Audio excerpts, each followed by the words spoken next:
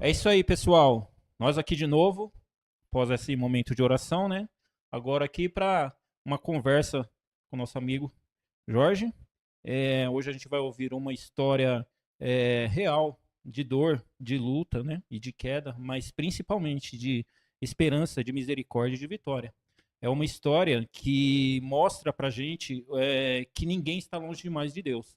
Né, irmão? Hoje recebemos um convidado muito especial, irmão. Um homem com uma história linda, né? Passou por várias lutas, quedas, sobretudo um profundo encontro e com a misericórdia de Deus. Alguém que conheceu de perto a realidade dos vícios, mas que hoje caminha sustentado pela fé e esperança. Seja muito bem-vindo ao momento do adorador, Isso aí, Jorge. Jorge. Bem-vindo, Jorge. Boa noite, muito obrigado. Obrigado pelo convite. Me senti um privilegiado quando a Sinta-se em Virgília me casa. ligou. Tô em casa. Fiquei muito feliz. E para mim vai ser um baita privilégio poder contar um pouco da minha história, do Jorge velho e do Jorge novo, do Maravilha. quanto Deus vem me transformando ao longo do tempo. E de verdade eu me sinto um privilegiado. E muito embora eu tenha ainda um longo caminho, eu costumo dizer que eu sou um católico privilegiado por poder Amém. estar aqui, por poder estar contando uma história, por poder estar construindo uma grande história junto da minha família, Amém. junto das pessoas da igreja. Então, para mim, tá sendo muito importante estar aqui hoje. Muito obrigado pelo convite mais uma vez. Show de bola. Continuando, Jorge, para os nossos telespectadores, né? Você é casado? Quantos filhos você tem? Como é a sua história de vida, né? E a caminhada de fé? Bom, meu nome é Jorge Almeida, sou casado já há 20 anos, Show de bola. 20 anos, com a senhorita Silvana, que provavelmente está nos assistindo aí. Abraço, beijo, irmã. Silvana. Eu sou pai de 2 princesas, e você até colocou na intenção. A minha filha mais velha está fazendo 20 anos hoje. Aproveito para desejar novamente um feliz aniversário. Feliz aniversário com Jesus. Pedir para que Deus continue te abençoando, continue te ancorando e pavimentando os seus caminhos. Para que você seja muito feliz, que você tenha muita saúde e que você saiba aonde você quer chegar. E também sou Amém. pai da Cecília. A Cecília completou 7 aninhos no dia 30/10/25. É a nossa alegria, a nossa energia, é quem nos move também, não somente nos caminhos de Deus, mas também ao longo da vida. Busco sempre estar trazendo para elas, construindo para elas o melhor de mim, Perfeito. porque a família é algo muito importante, algo muito, muito grandioso, para onde nós sempre voltamos. Projeto de Deus, né? Projeto de Deus, de fato. Essa estrutura, né? Verdade. A minha vida hoje é uma vida simples, uma vida, como eu coloquei no início, voltada para Deus, voltada para a família. Uhum. Eu procuro estar sempre próximo das minhas filhas, próximo da minha esposa, a gente em unidade, voltados para Deus. Sempre, a gente sempre procura estar próximo da nossa pequena comunidade, Sim. que a nossa primeira comunidade é a nossa casa, é a nossa família. É ali que a gente se fortalece. Sim. É ali que a gente busca força para enfrentar as batalhas do dia a dia. Então, hoje a minha vida é uma vida relativamente tranquila e sempre buscando estar na presença de Deus Uhum. e sempre com o coração aberto para Deus. Maravilha. Amém. Essa é um pouco da minha vida atual. É o que você vive hoje. Exato. Bacana. Ô, Jorge, e você? E antes, você falou a atual, mas como é que foi a sua infância e juventude aí? Fala um pouquinho aí pra gente. Rapaz, a minha vida mudou completamente há mais ou menos 20 anos. Uhum. Eu venho de uma família desestruturada, não cresci, não convivi com meu pai, não conheço meu pai, sempre morei com a minha mãe, com os meus irmãos, e a gente sempre teve uma vida muito sofrida. Uhum.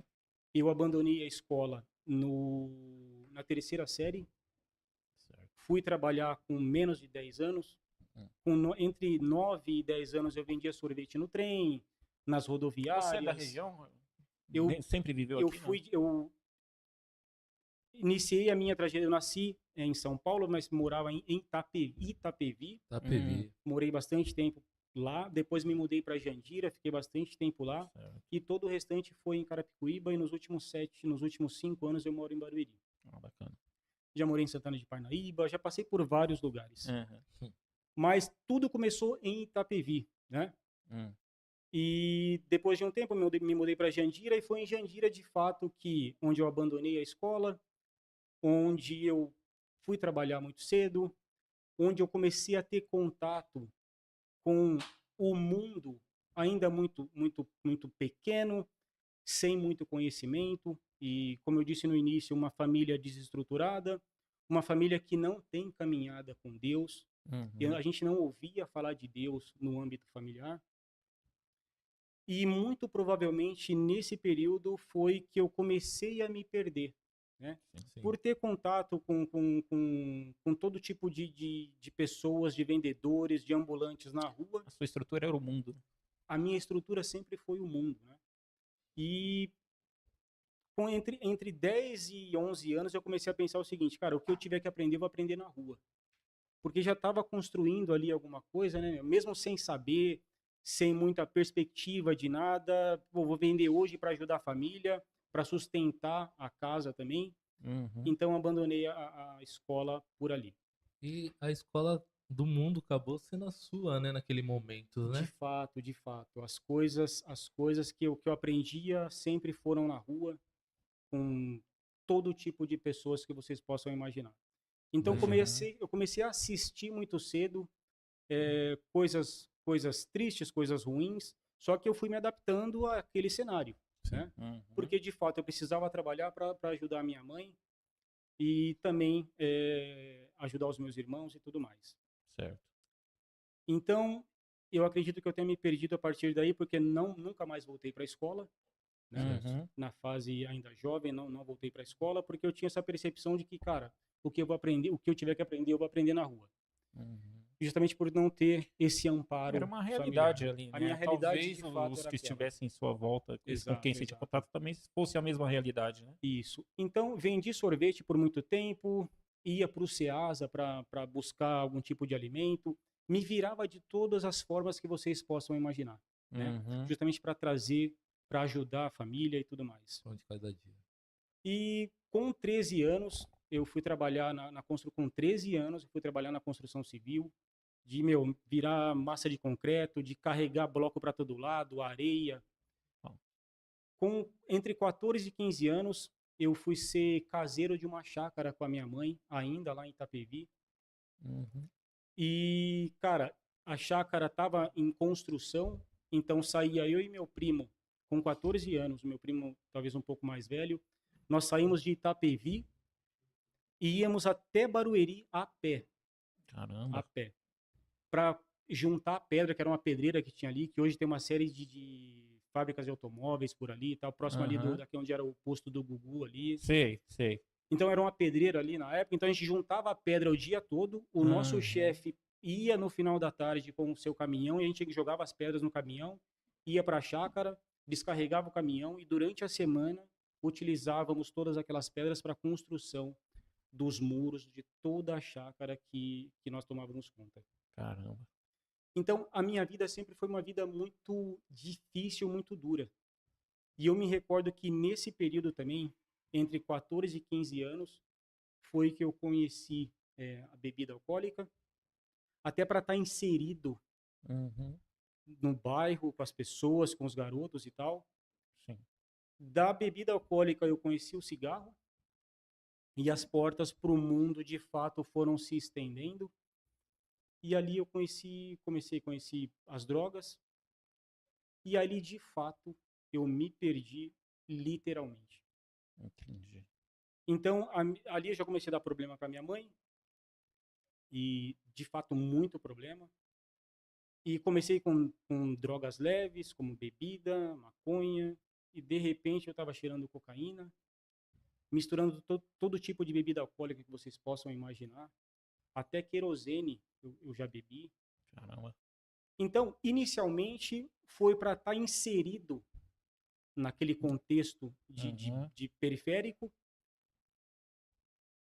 E, cara, de repente, aquilo que inicialmente era para diversão, para estar inserido, começou a ser utilizado para, talvez para estancar algum tipo de dor, Sim. porque sempre tive muita responsabilidade, desde muito criança ainda, né? Uhum. É muito cobrado também. Sim. Então, de diversão, aquilo foi para estancar as dores que eu sofria Uma diariamente. fuga, né? Sim. Era uma fuga. Uhum. E aí, de fato, entre 15 e 16 eu conheci o rock and roll. E aí, cara, fui para um outro mundo, sempre muito distante de Deus, sem nunca nem ouvir falar. E aí, quando eu conheci o metal, quando eu conheci o rock and roll, aí foi para um mundo mais obscuro, né? De ouvir muito black metal, thrash metal, que fala muito do que é ruim, né, cara? Exato. Sim, sim. E aí, de fato, eu me afundei naquilo. Sim. E eu me lembro que com 16 anos, 17 anos, a gente fazia alguns experimentos de bebida com remédio, Uhum. cocaína, cara, a gente inventava um monte de coisa. Uhum. Enfim, os amigos davam festas e a gente usava todo tipo de substância que vocês possam imaginar, de fazer caipirinha com álcool puro, de tomar álcool Sim. puro, de fazer todo tipo de bobagem que vocês possam imaginar. Então, nesse período, eu comecei a beber muito mais. Então, já não era mais diversão. Uhum. Aquilo era, de fato, uma dependência, porque o organismo ele se adaptou àquilo. Virou uma necessidade. Virou uma necessidade. Então, quando eu ficava sem, já sentia aquela necessidade de consumir essas coisas. Uhum. Então, dos 14 até os 20 anos, até os 21 anos, foi ladeira abaixo o tempo inteiro. E a dependência, né? A dependência tomou conta, assim. Uhum. Voltando lá, como que isso se apresentou pra você? Você falou, né? Pô, você já seguia essa vida pesada, que você carregou pedra, você vinha até, andava pra caramba, você tava numa puta de uma responsabilidade. E, de repente, como que foi esse link de um mundo pro outro? Na E deixa eu verdade, antes de vocês continuarem, ô irmãos, deixa eu explicar pra vocês. Eu quase quebrei o cenário aqui porque tem uns pernilongos que tá vindo perguntar aqui já pro Jorge. A gente falou calma, né? Né, Jorge? Tá derrubando tudo aí, pois é. Tá pô. derrubando tudo. Então, se vocês verem a gente se batendo, não fica meio preocupado não, pessoal. essa pergunta ela é muito pertinente. Uhum. Porque, como você perguntou, cara, você era uma pessoa trabalhadora que tinha suas responsabilidades. Sim. Eu costumo dizer que eu sou privilegiado por nunca ter tirado nada de ninguém. Nunca ter tido a intenção de roubar nada, de prejudicar as pessoas. Então, eu me drogava muito e Certo. trabalhava muito. Uhum. Eu sempre trabalhei muito. Você se justamente, prejudicava. eu me prejudicava, mas não prejudicava o que eu estava Aham, construindo. aham. Eu trabalhava muito, até tanto para ajudar a família quanto para sustentar o meu vício também, né? Sim, sim. Uhum. Então, nunca, graças a Deus, eu nunca tirei um palito de ninguém, cara. Isso eu falo com muita Uhum. felicidade Sim. por não carregar isso comigo. Então, quando eu fui pro metal, o que eram drogas leves, aí isso tomou uma proporção ainda maior. E eu lembro que eu saía de casa numa quarta-feira, voltava no domingo, Nossa. dormia na rua, comia na rua, se alimentava na rua. E depois, entre 16 e 17 anos, eu comecei a trabalhar numa vidraçaria de automóveis. Uhum. E ali, me drogando o tempo inteiro. Então, tinha responsabilidade de fazer a manutenção dos automóveis ali, saía da loja, da oficina no final do dia e me perdia literalmente. Uhum. Passava Saía a pra noite em gastar. claro, ia pro rolê o tempo inteiro. No dia seguinte, eu tava lá na frente da loja, às vezes até alucinado ainda, de tanto ter Aham. feito um monte de loucura durante a noite. Uhum. Muitas vezes eu dormia na frente da loja até a loja abrir. Chegava não ali, tipo, perder. 5 da manhã, tinha um Aham. papelão ali, dormia no papelão, abria a loja, já tava lá, tipo, ligadão para trabalhar. Caramba. Então, toda essa loucura, ela me acompanhou por muito tempo. Aham. Eu nunca culpei ninguém, porque as decisões eram minhas, né? Sim. Sim. Eu sempre tive essa consciência. Eu não poderia culpar ninguém por algo que eu estava buscando, né? Uhum. E aquilo era muito natural para mim. Talvez eu não tivesse a percepção do quão mal aquilo me fazia, né? Claro. E muitas vezes as pessoas falam, cara, mas você precisa sair do meio para você se restabelecer, para você sair disso. Sim. O problema é quando você é o meio, quando você leva essa porcaria para as demais pessoas. Porque no início eu usava dos amigos, de repente eu já tinha a coisa na mão e estava dividindo com todo mundo, né? Entendi. Então, talvez algo que eu tenha me arrependido absurdamente foi talvez de ter influenciado alguns amigos, de ter influenciado algumas pessoas por algo que era muito ruim, mas que eu não tinha essa Não percepção, tinha essa né? noção. Sim. Então, eu fazia isso de forma muito constante, e eu bebia muito também.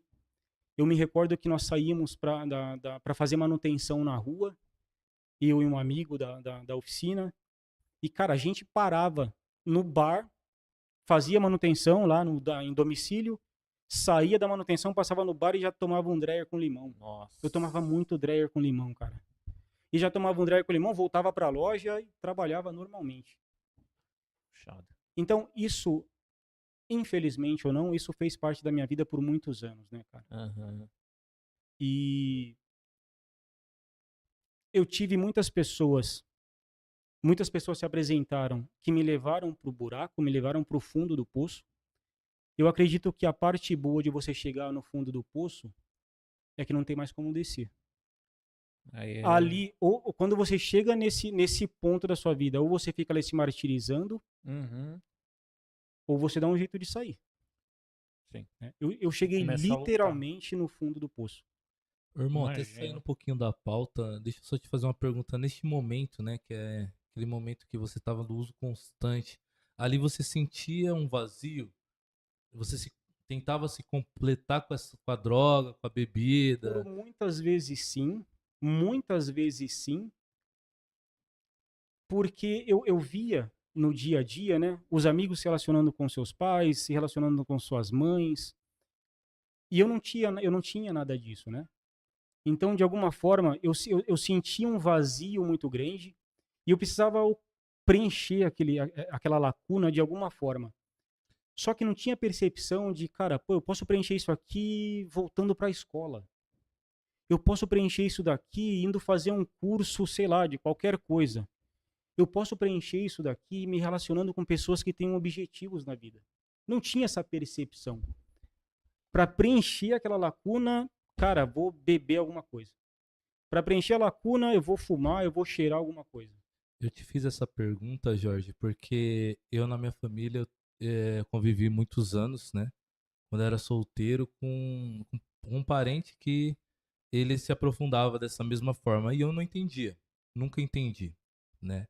Depois eu comecei a pesquisar, a orar, muitas vezes até eu vi o sofrimento, né, da minha avó e aí eu até desejei a morte para ele, porque a gente não entende, né? Você não participa daquele meio, você, né, irmão? Você não participa daquele meio, Sim. então você não entende. E depois eu até pedi perdão para Deus, né? Até para ele também, né? Hoje ele tá se recuperando, né? E esse vazio ele falava algumas vezes, né? E nas alucinações que ele tinha, entendeu? Então por isso que eu fiz a pergunta. Nesse momento você enxergava isso como um vício ou uma coisa assim, ah, eu tô aqui porque eu gosto disso e se eu precisar eu saio. Você enxergava isso como um vício? No início, eu tinha aquilo como uma diversão, né? Uhum. Era tudo diversão. Você ficava alucinado, falava um monte de besteira, brigava pra caramba na rua. Depois de muito tempo, eu comecei a perceber que eu estava viciado naquilo. Uhum.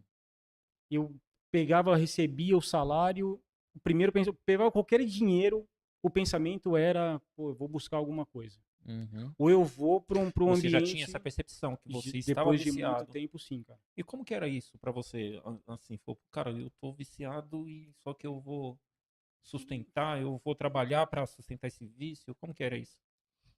falando com muita propriedade, para o viciado, ele não tem essa pressão. Cara, eu não consigo sair disso daqui. Ah, Pô, não, cara, qualquer dinheiro ele vai buscar para Ou vender, né? alimentar aquilo que o corpo está pedindo de forma muito incisiva, de muito insistente.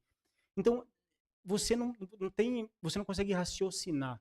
Cara, uhum, eu preciso parar com isso daqui, vou me afastar de todo mundo, eu vou para um meio do mato, vou ficar ali. uhum, A gente não tem essa percepção. As pessoas que são viciadas, elas não têm essa percepção. entendi. Ela só pensa em usar, porque ela quer de alguma forma, cara, eu preciso matar essa Saciar, vontade, né? eu preciso É. saciar essa É que o vontade. organismo tá pedindo ali, né? É uma coisa que você tá É uma precisando. doença, né, cara? Você Aham. imagina você fazer isso todos os dias e um dia você fala que hoje eu não vou, pô, hoje eu tô tranquilo, eu não quero fazer. Só Uhum. que o seu organismo ele tá tão dependente Daquela disso química, né? que não é a sua vontade, é o Uhum. desejo que tá aqui, ele te sufoca de uma forma tão grande, cara, que você vai buscar na primeira oportunidade. Sim, imagino. E nesse momento em que você percebeu o vício, nem nesse momento a religião se apresentou de alguma forma para você? Você tem alguma lembrança disso? Não, Não, cara, né? não se apresentou. Eu não tinha qualquer conhecimento da palavra de Deus, não tinha, nunca falava o nome de Deus. Falava mais o nome do diabo, por meio das músicas e tudo As- mais. O que a o- gente buscava o tempo inteiro. essa coisa do heavy metal também, né? Estava muito conectado a essas pessoas. Então você ia. Tem até uma passagem que eu fui para um show de uma banda chamada Cannibal Corpse. É uma banda de death metal extremo. A gente foi no Hangar 110. Cara, se eu contar, ninguém acredita. Mas eu saí de lá todo ensanguentado. Nossa. Por quê? Caramba. Porque é porrada, é pancada o tempo inteiro. E eu tomei uma relojada aqui nessa região, ou por aqui, assim, cara. Só que você tá tão inebriado com tudo aquilo. A banda que eu sou apaixonado. E você toma pancada, isso você nem percebe. É o de menos. Primeiro que você entra muito louco no negócio. E você tá no meio da galera ali, cara, você vai, o show termina, você volta pra casa como se nada tivesse, tudo arrebentado, mas você volta, pô, tô bem pra caramba. Uhum. Teve um show no Serete uma vez, eu tinha um cabelo comprido na época, e no Serete teve um show de bandas nacionais. O que os caras, a organização fez? Jogou muita água naquele campo de terra. Uhum. Cara, você pisava na lama, afundava isso assim, cara. Caramba. Eu fui de tênis, blusa que tava frio, cinto, calça, camiseta. Eu voltei pra casa muito louco, descalço, com uma meia no pé direito, Nossa. sem camiseta, com a calça caindo que eu perdi o cinto no meio do show, todo cheio de barro. A minha mãe conta que quando eu cheguei em casa ela não me reconheceu. Caramba. Mas por quê? Você chega no evento alucinado, você se envolve com isso de uma forma tão gigantesca que você não pensa Mais nada. em mais nada, nas Uhum. consequências daquilo. E aí, cara, ao longo do tempo, a minha mãe foi se chateando, eu levava muito, chegava em casa ensanguentado, brigava na rua, chegava em casa louco quase todo dia. A minha mãe conta que um dia eu cheguei em casa, cara, com um colchão enrolado na cabeça, muito louco, e briguei com ela porque tinha que entrar com um colchão em casa. Nossa. Nossa, Eu me cara. recordo, cara, de bater na porta em casa e a minha mãe abrir a porta, eu caí de cara no chão e minha mãe me arrastar no meio da casa, assim, eu olhar pra cima, minha mãe me arrastando, chorando. Então, eu nunca culpei a minha mãe por tudo que aconteceu, porque eu era o problema em casa, Uhum. né, cara? Sim. Uhum. É, Pode? posso seguir aqui? Manda, manda. Vamos lá. E qual foi o momento mais difícil da sua vida? Um momento, né, nessa loucura toda, né? Nesse tempo, né, de dependência, nesse tempo seu reservado. Qual foi, assim, um momento que você falou assim, nossa, tô realmente numa situação difícil? Eu tive muitos momentos difíceis, né? Tanto na infância ali, de correr atrás de dinheiro, mas o momento mais difícil da minha vida Foi um dia que eu cheguei em casa. E eu cheguei em casa, tudo fechado, e eu vi 2 sacolas na porta. E aí, ainda sem entender, fui lá forçar a porta para abrir, batia na porta, chamava minha mãe e não aparecia ninguém. Aí eu olhei pela fresta da porta ou da janela, não me recordo, a casa estava vazia.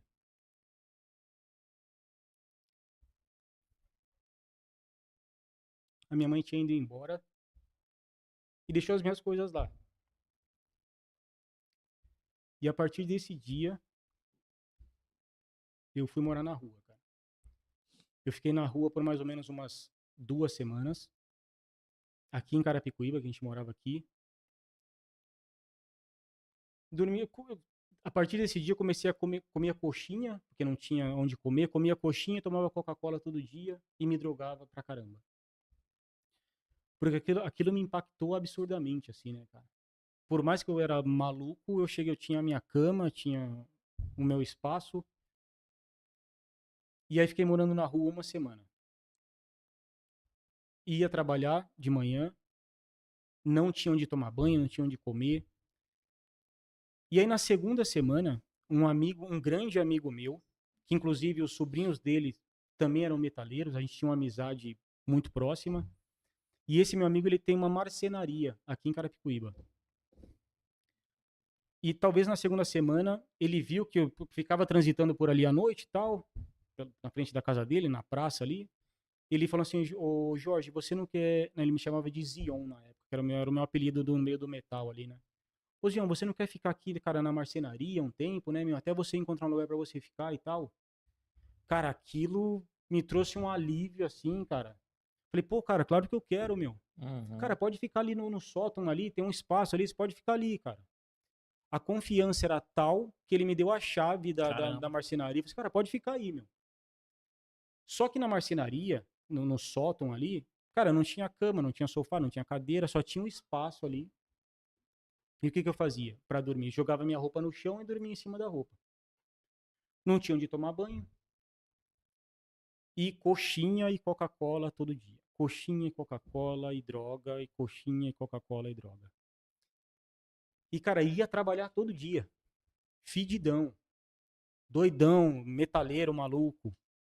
Cabelo comprido. E aí, cara, a minha chefe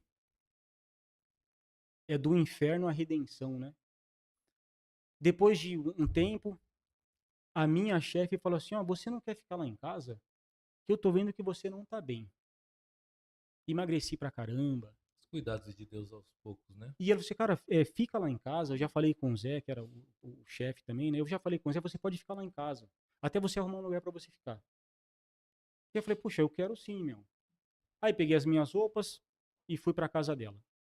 Você imagina, um dia você tá morando na rua, no outro você tá morando num sótão de uma marcenaria, e no outro você tá morando em Alphaville, no Residencial 5. Caramba.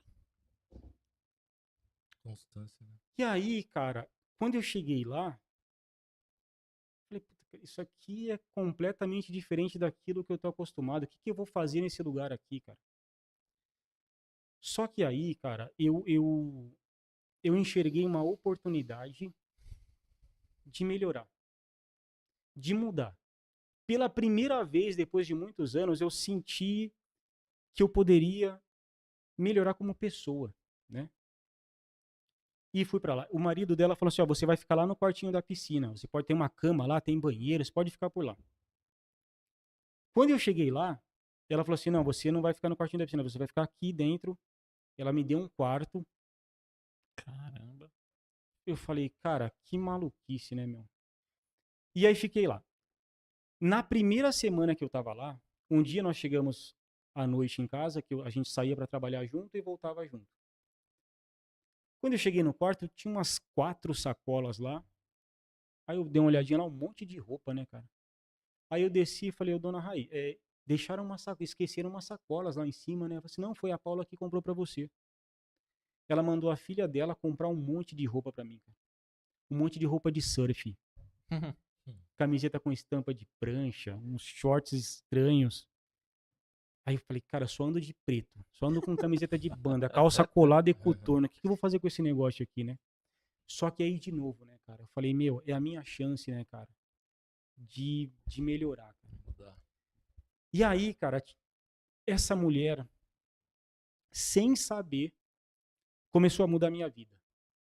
Ela me incentivou a ir para a escola, ela me incentivou a fazer um curso de pintura em tela.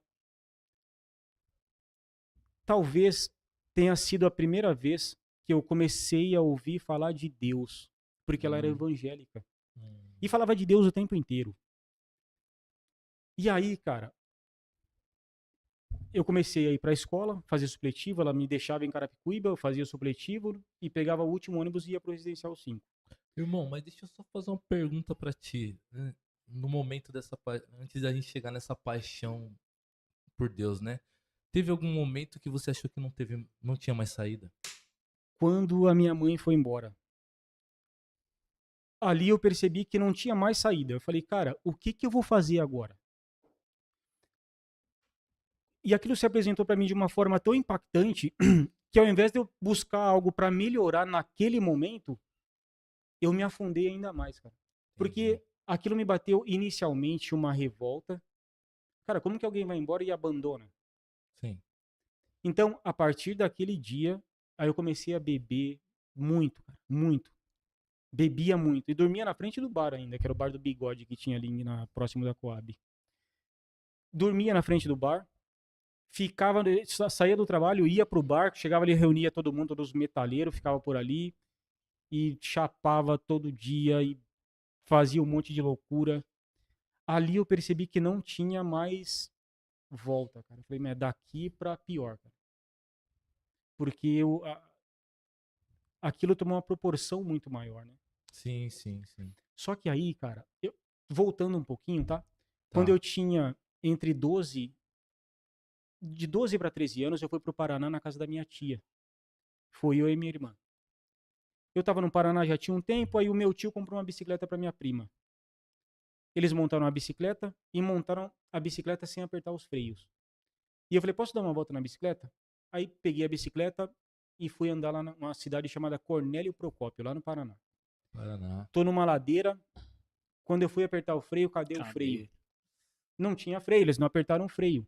Eu fui atropelado por um ônibus escolar. Nossa. Caramba. Eu fiquei em coma uma semana, já tinha o cabelo comprido nessa época, os caras rasparam só metade da cabeça, tem até uma deformação por aqui assim, ó. Ah, E aí fiquei em coma uma semana. Depois de uma semana eu acordei, todo furado, com pijama do hospital e todo arrebentado, a cara toda inchada. E aí, cara, eu saí do quarto e fui pro jardim do hospital. Certo. Sentei no banco e eu olhei para cima, uma árvore, e o galho da árvore dava no muro. Meu, arranquei o soro lá, subi na árvore e caí na rua. Quando eu caí na rua, eu falei, cara, eu vou para onde agora? Eu não sei como eu cheguei na casa da minha tia. Quando eu cheguei na casa da minha tia, a ambulância chegou, cara, me procurando. já fui atrás. Aí me levaram de volta pro hospital. Fiquei mais umas 2 semanas no hospital até me recuperar. Me recuperei, voltei para São Paulo. Quando eu cheguei em São Paulo, eu fui visitar uma tia minha. E a minha tia tinha uma amiga dela lá, uma amiga dela evangélica. E ela falou assim, ó, esse daqui é o meu sobrinho. Ele sofreu um acidente lá no Paraná, ficou em coma uma semana e agora tá aqui, ó.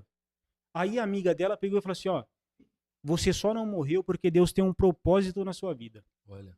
Pra mim, aquilo não fez o menor sentido. Só que aquelas palavras, cara, grudaram na minha cabeça. Quando eu tava alucinado, eu lembrava do que aquela mulher tinha dito. Caramba. E Deus tem um propósito na sua vida. Só que para mim aquilo não fazia nenhum sentido.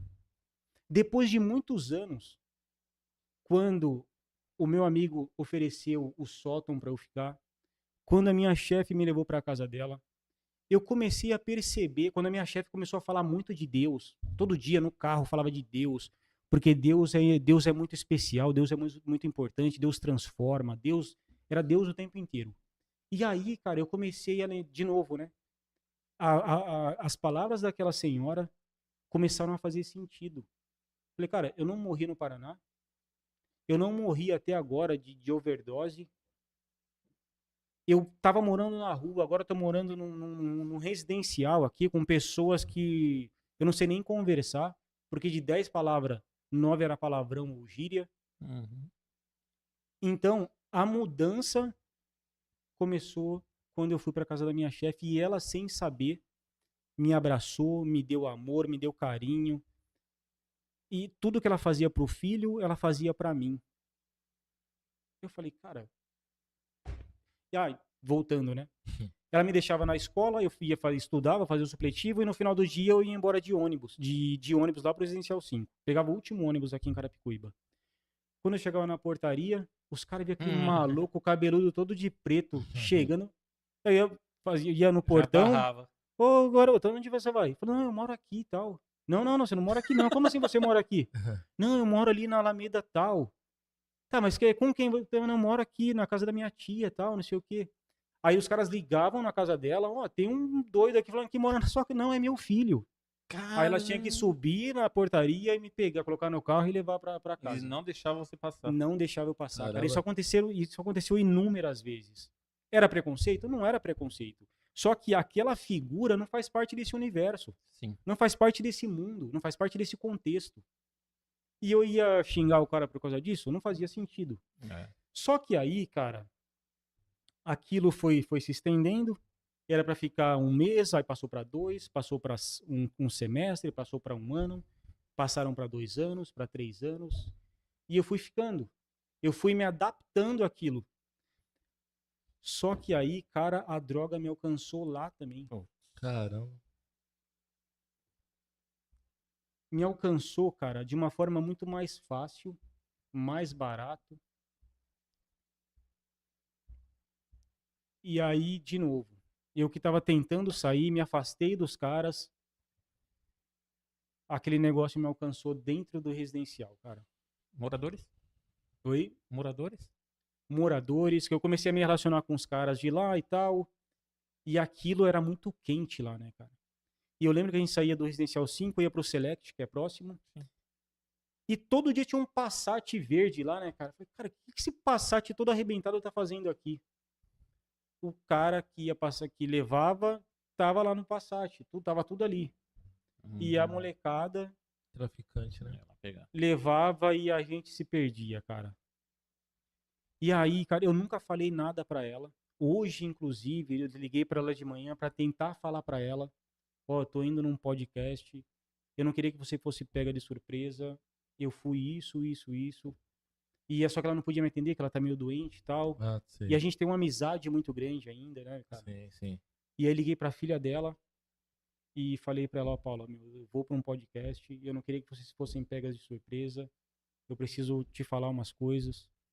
E pra minha surpresa, a Paula, cara, me jogou lá em cima e falou, cara, você é um baita orgulho pra nossa família. Caramba. Você Que é um legal. cara que tem uma história belíssima. Cara, minha mãe te ama, a gente te ama. Não Show. se preocupa com isso, cara. Vai lá, conta a sua história. E amanhã você fala com a minha mãe. E, cara, fica tranquilo que as portas estão abertas aqui. Pessoas iluminadas, né? Eu falei, e aí, cara, Família, de novo, né? A gente lembra. E ela falou, cara, você faz parte da nossa família. Então, de novo, né? Eu sou um cara privilegiado.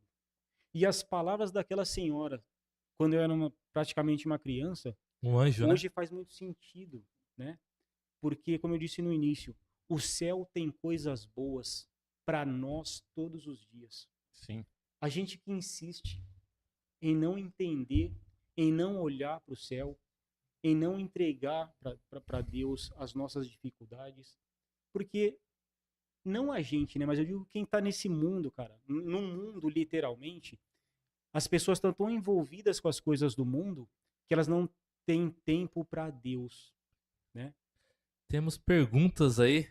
Nosso Dr. Felipe vai realizar a pergunta do nosso chat aí pra você, irmão. Temos uma pergunta aqui da Mariana. Ela perguntou, Jorge, qual momento você percebeu que precisava mudar de vida? O momento que eu percebi que eu precisava mudar foi quando eu cheguei, quando eu fui ancorado por essa mulher, né? Quando eu cheguei lá, eu comecei a pensar, cara, não faz sentido eu continuar com esse negócio, mesmo sendo muito, o corpo estando muito dependente daquilo. Então eu comecei a lutar contra, Sim. né? Eu comecei a lutar contra aquela vontade de chegar da escola, ficar dentro de casa.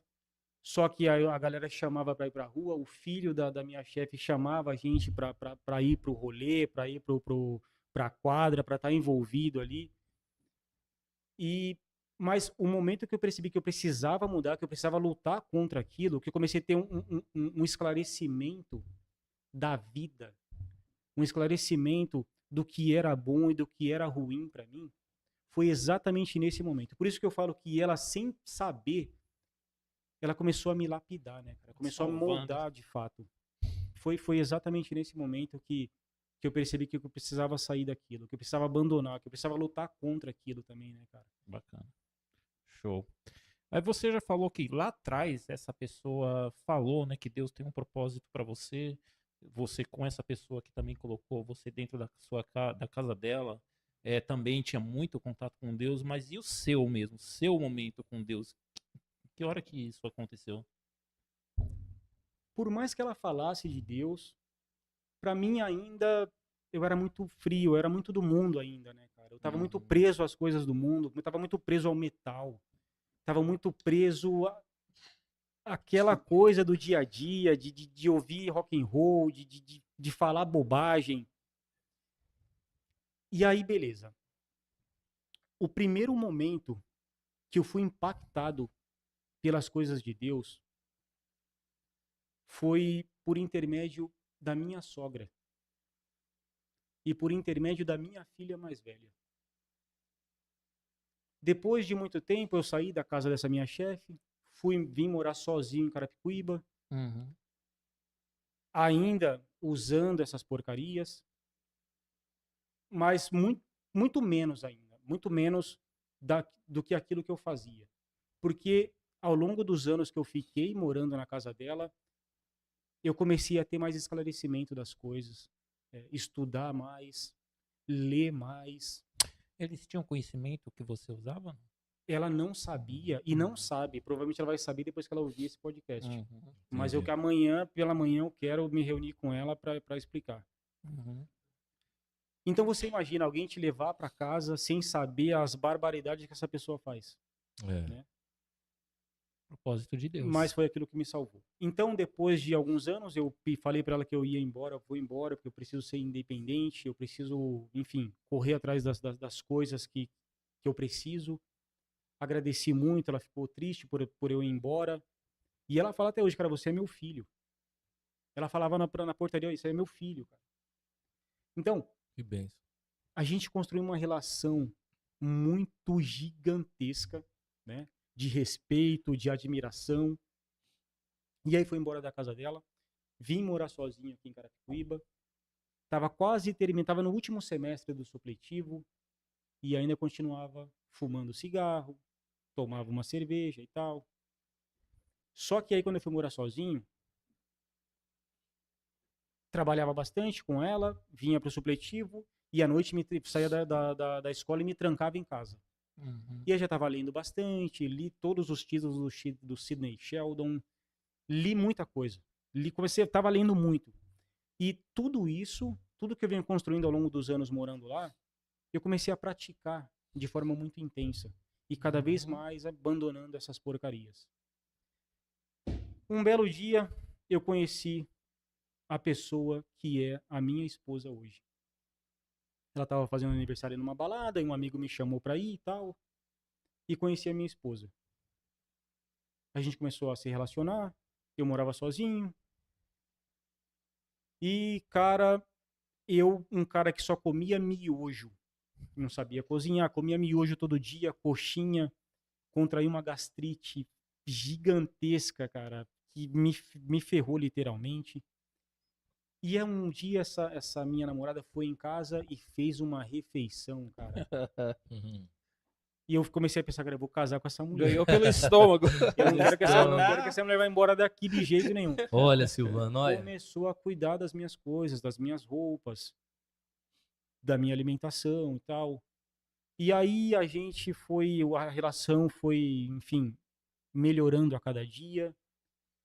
E aí ela ficou grávida. E aí que eu conheci a minha sogra. Minha sogra católica de berço. Fala o nome dela. Manda um Zuleide. Zuleide. Sogra, eu te amo. Glória a Você, Beijo, Deus. Zuleide. você tem uma importância muito grande na minha vida, cara. Glória a Deus. Glória a Deus. Eu amo tanto essa mulher, velho. Ela me ensinou muita coisa. E aí, eu fui visitar ela para falar que a Silvana estava grávida. Ela ficou ela ficou mais verde que um abacate, porque ela criou a Silvana na igreja. E para a Silvana dar uma notícia dessa para ela realmente foi muito difícil. Só que eu tive a hombridade de falar com ela, falei assim, ó, a Silvana tá grávida. E, mas vocês vão casar, né? Não sei, ela ficou desesperada. E eu falei, não, a gente vai casar e tal. Ainda sem saber muito bem, né? Sim. E aí, cara, um belo dia ela falou assim, ó, e eu tava trabalhando, eu tinha saído da Rainha dos Para-Brisas e tinha ido para uma empresa multinacional para trabalhar como terceirizado. O contrato era um contrato de 3 meses.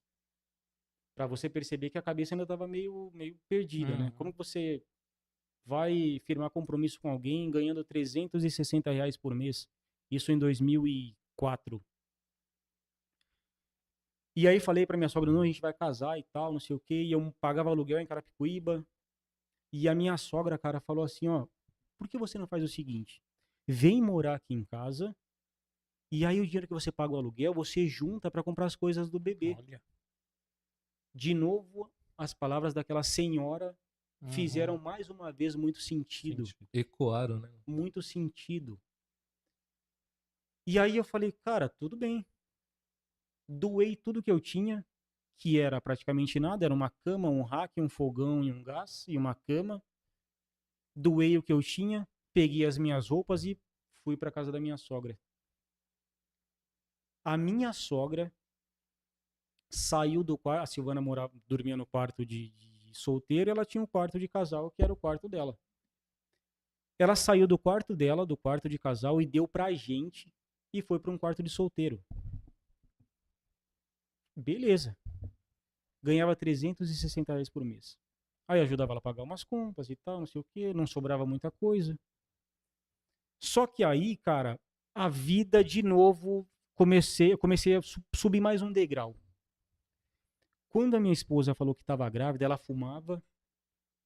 Eu fumava 10 maços de cigarro, 2, 3 maços de cigarro por dia. E tomava pra caramba. Tomava pra caramba. Quando ela falou que estava grávida, eu falei, meu Deus, eu perdi o chão. Perdi o chão literalmente. Falei, cara, o que eu vou fazer agora? E pelo fato de não ter tido pai, de ser criado pelo mundo, eu falei, cara, eu vou assumir essa criança. E não tinha muito entendimento ainda, era do mundo, era perdido. E assumi a minha filha, cara.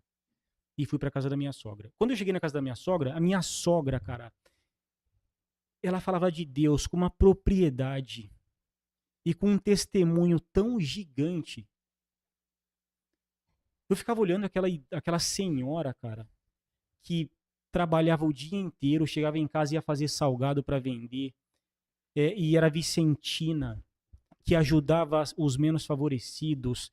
Ela saía no condomínio recolhendo alimento e tudo que era possível para ajudar as pessoas da igreja. Aquilo, cara, começou de novo ou continuou me lapidando.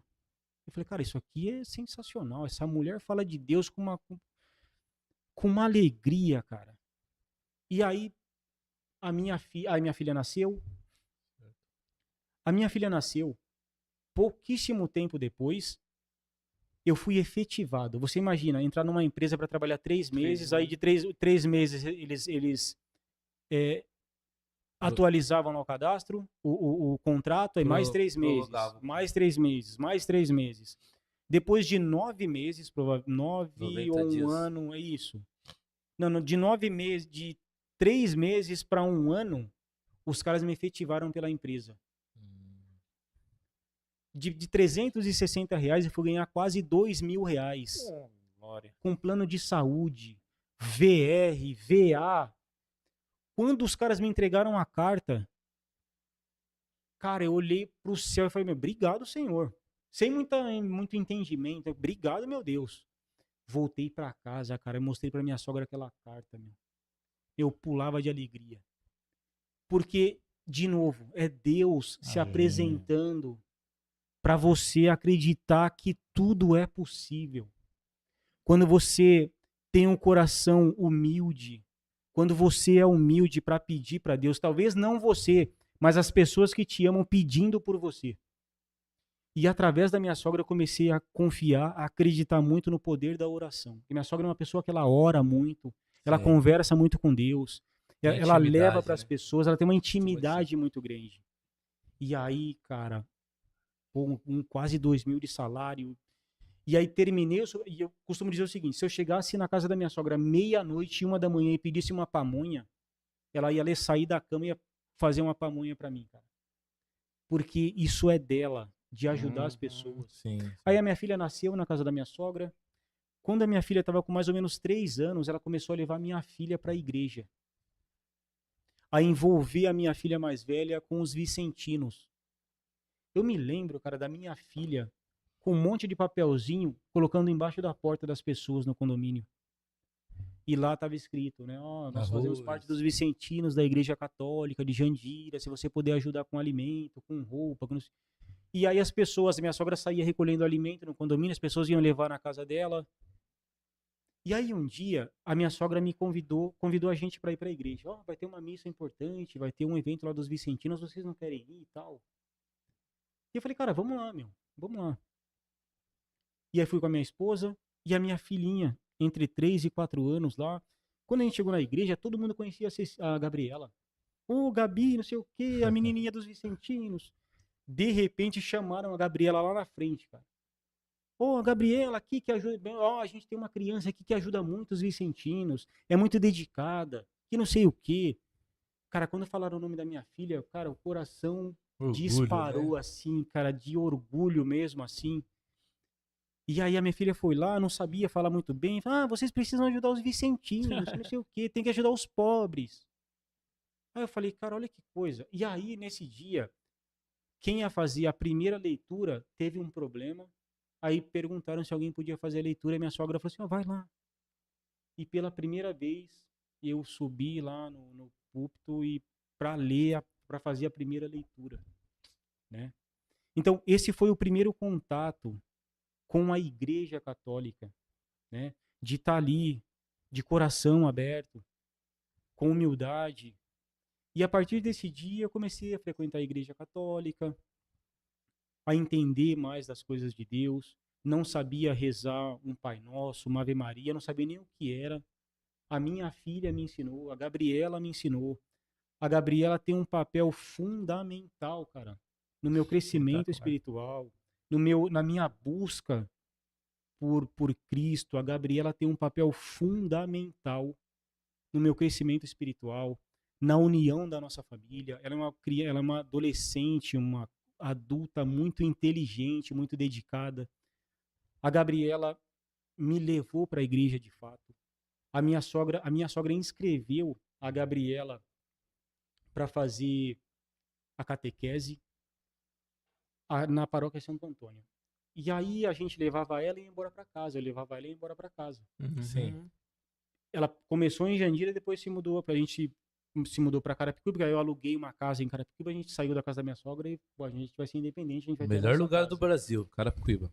Aí, cara, concordo. Aí eu levava a minha filha na catequese e ia embora para casa. Um dia, o padre Diego falou, ó, vocês, pais, que trazem os seus filhos para a catequese, fiquem na missa, assistam a missa, participem da missa. Sim. E aguardem os seus filhos ao término da catequese. E aí, cara, comecei a ficar na missa. Olha. Fiquei na missa. E aí fui tendo esse entendimento. E Mas você vê, né, Jorge, como Deus foi te minando, né? Deus foi gigante, Aquela cara. pedra que era bruta, né? Deus foi lá, através daquele anjo, É isso, né? cara. No início, foi te dar um lugar. Aí daqui a pouco enviou outro anjo que foi sua esposa. Depois outro anjo que foi sua sogra, né? É isso, cara. Eu também tenho um anjo. Minha sogra é um anjo também na minha vida. A minha sogra, Vou falar bem da minha sogra aqui também, senão vai ficar ruim pra mim aqui, Aí né? o Léo também. Então vamos lá. Anjo Dona Maria de Fátima. Qual que é o anjo da sua... O problema da minha sogra é o nome, é Corinthians. Corinthians? Corinta, perdão. Corinta. Corinta. Corinta. E a sua, Léo, como é o nome dela?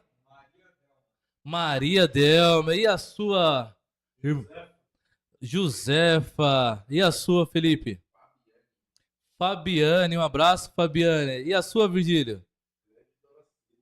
Grande Dona Cida. Um beijo a todas as sogras, porque tem gente que não gosta, né? Mas nós adoramos a nossa. E a grandiosa Dona Zuleide. E Eu a te amo muito, viu? grandiosa Obrigado por tudo. Dona Zuleide. Deus abençoe a senhora. Amém. E aí, a minha filha terminou a catequese e pediu para ser coroinha. E eu falei para Certo. minha esposa, cara, a gente vai ter que ficar na igreja. Minha esposa falou, cara, a gente vai ter que ficar na igreja. Então, a minha filha foi coroinha por muito tempo, se dedicava muito. A Gabriela ainda. A Gabriela. Depois ela foi Filhas de Maria Olha que benção. e foi crescendo espiritualmente na igreja e levando eu e a mãe dela para a igreja. E eu não falei, mas eu sou um cara diabético tipo 1. Há mais ou menos 14 anos. Sou insulino dependente. Caramba. E no início eu passava mal o tempo inteiro, a glicemia despencava. Eu me recordo de um dia tá em parafusos e eu não enxergava, só enxergava os vultos na minha frente, a cabeça não raciocinava muito bem. Eu me recordo, cara, da minha filha Gabriela pedindo para Deus para cuidar do pai dela, cara. Nossa. Sentada na cama do meu lado. E depois, cara, eu ficava pensando, cara, como que uma criança dessa idade tem uma percepção tão grande das coisas da vida, do mundo, do entendimento com Deus, da preocupação com os pais. Então, de novo, né, cara, a Gabriela ela tem um papel fundamental. Eu acredito que eu tenha passado muita coisa boa para ela, né? Apesar de não ter tido isso na minha infância, na adolescência, eu me lapidei, Deus me lapidou para que eu pudesse, em algum momento, poder passar boas perspectivas para ela. E ela retribui isso pra gente hoje, eu acredito que vai retribuir sempre. Porque ela tem um papel fundamental na nossa vida, assim, sabe? E eu falo para ela, filha, eu vou estar sempre do seu lado, eu vou estar sempre aqui para te proteger, eu vou estar sempre aqui para te abraçar, para o que você precisar. Independente de qualquer coisa, se eu tiver, sei lá, com 200 anos, numa cadeira de rodas, eu quero estar do seu lado para te ancorar no que for necessário. Tanto a Gabi quanto a Cecília também, obviamente. Muito lindo, né? Bacana. E aí você teve esse primeiro contato, mas o que de fé católica, o que te chama a atenção dentro dessa fé? Rapaz, olha só que interessante. Nós fazemos parte de alguns grupos, né? Inclusive, eu quero mandar um grande abraço, um grande beijo e falar que eu sou muito grato pela missão Frutificai, que é a missão do Querigma, né? O Querigma, ele tem um papel, ele teve um papel tão grandioso na nossa vida como cristãos. Eu me recordo que o Emerson, um grande amigo da igreja também, da paróquia Santo Antônio, ele me convidou para o Querigma, né? E só que eles não podem falar muito bem o que acontece dentro desse retiro. Ó, cara, você vai descobrir quando você chegar lá. Beleza, fiz a inscrição e fui para o Querigma. O Querigma, ele nos fortaleceu como família, como pessoas de Cristo, porque ali, cara, o retiro ele é algo tão grandioso, ele te traz uma espiritualidade tão profunda, ele te traz uma experiência tão grandiosa de Deus, que nesse dia eu falei para minha esposa, cara, que esse seja um caminho sem volta pra gente. Amém. Que a gente possa estar aqui sempre. Então, o que me impactou de fato, que fez com que eu ficasse na igreja, foi tudo que eu aprendi no querigma. E mais uma vez, eu digo que eu sou muito embora ainda tenha um longo caminho, né? Eu sou um católico privilegiado por ter feito o querigma e trabalhado como fotógrafo em talvez uma dezena de outros. Porque eu fui impactado quando eu fui fazer o retiro e sou impactado até hoje por estar ali fotografando e Servindo. sendo impactado pelas experiências que acontecem As dentro do vivências retiro, lá. né? Então, de novo, eu tô no querigma já há praticamente 8 anos. Eu faço parte de uma célula já há 8 anos. Essa célula, ela nos ajuda no crescimento espiritual. Nós temos estudos uma vez por semana. Então, essa família que Deus me deu, cara, é algo muito importante para o nosso crescimento espiritual. Então, a gente aprende muito, a gente se reúne na casa das pessoas de célula, dos nossos irmãos de célula. E essa experiência, se eu puder falar para você que está aí do outro lado, se você tiver a oportunidade de participar desse retiro, eu tenho certeza absoluta que isso vai mudar muito a sua vida. Vai trazer um amadurecimento de Deus muito importante para a sua vida, para que você tenha uma maior percepção das coisas de Deus. E um outro ponto importante que eu aprendi também no querigma é você ir para a igreja, é você ir para a missa de coração aberto. De você ir com um coração humilde. Porque se você vai para a igreja com um coração pesado, com um coração amargurado, cara, você está só ocupando espaço de quem gostaria de estar De ali quem e realmente gostaria de não estar. pode. Porque se você está, o seu corpo está na igreja, sua cabeça está no mundo, você não vai aproveitar ou não vai entender a homilia que o padre está trazendo para você, né? Então você vai talvez culpar a igreja. Pô, esse padre, por quê? Porque não é pelo padre, não é pela igreja, mas é por você, né? É o seu coração que está fechado para as coisas de Deus. Então você vai. E outra coisa, né? Quando você é católico, só aquele católico dominical, você está perdendo muita coisa, né? Dos retiros, das coisas que acontecem, das reuniões que Verdade. acontecem na igreja, do quão importante a igreja é para a construção da família, para a construção de caráter, para a Tantas boas construção histórias que tem espiritual. ali, né? Exatamente isso, cara. É se aprofundar mais, né, Exato. espiritualmente, né, Jorge? Exatamente. Quando a gente busca mais, é quando a gente. Mesma coisa, quando a gente ama, né? A nossa esposa, né? Você quer saber mais, né, dela, né? Você quer ter uma relação mais, né? Profunda. A mesma exato. coisa é a igreja, né? Você tem que ter essa relação mais profunda. Tem que buscar mais. O que é querigma? O que é Espírito Santo, né? E outros temas que Outros a nossa temas. igreja é vasta, né? Exato. E como eu estava falando da célula do querigma, nós estamos juntos já há praticamente 8 anos. E a gente tem uma intimidade muito grande no grupo. E ali o poder da oração ele se faz presente. Eu me recordo que a minha filha, quando nasceu, a Cecília, a mais nova, ela nasceu e foi direto para UTI. Né, cara? E a gente fica assustado com aquilo. Sim. Primeira coisa, mandar no grupo, gente, ó, orem pela minha filha, porque teve um problema aqui, foi para UTI. No grupo da Missão Frutificar. E, gente, por favor, orem pela minha filha está na UTI. E você acreditar. É você entregar para Deus, sem dúvida, de que Ele vai fazer o melhor pela sua vida. Porque quando você entrega para Deus e tem dúvida, cara, esquece. Você não entregou. Né? Então, quando a gente entrega para Deus, entrega nos grupos, cara, em 2 dias a minha filha estava voltando para casa. E eu quero até aproveitar esse momento, cara, para pedir para que Deus interceda pela vida da Tainara, que faz parte do grupo da minha célula do querigma. Pedir pela Helena também para que Deus ancore, que ela tá se internando hoje, para que a Helena nasça hoje. Para que Deus conforte o seu coração, para que Deus te dê força para você e para o Henrique, e para que corra tudo bem aí também, para que Helena venha para casa o quanto antes, e para que ela possa de fato ancorar a sua família, que ela possa trazer alegria para a casa de vocês e para unir ainda mais a família de vocês, tá bom? Amém.